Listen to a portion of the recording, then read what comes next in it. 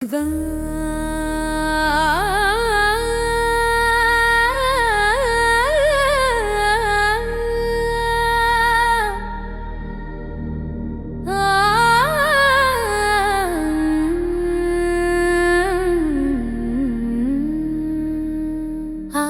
बिरज में होरी रे रसिया, बरसे रंग रसिया, होरी रे रसिया।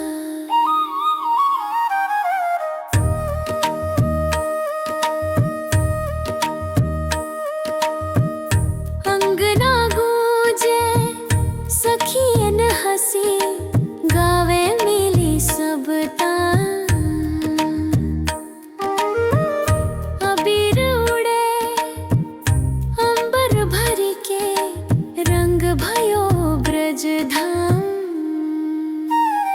आजू बिरज में होरी रे रसिया, बरसे रंग रसिया, होरी रे रसिया।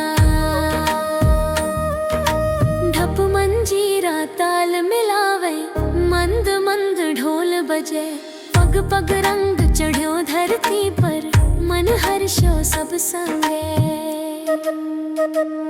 आजू बिरज में होरी रे रसिया, बरसे रंग रसिया, होरी रे रसिया।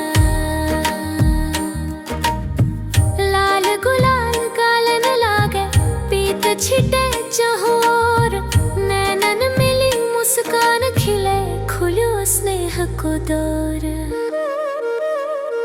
आजू बिरज में होरी रे रसिया, बरसे रंग रसिया, होरी रे रसिया।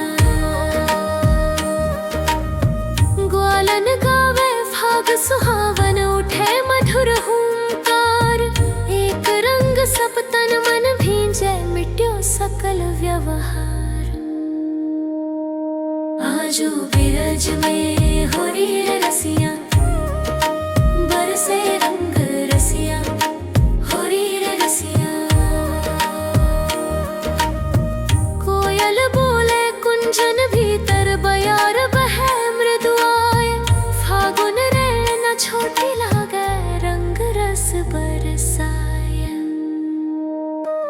आजू बिरज में होरी रे रसिया, बरसे रंग रसिया, होरी रे रसिया।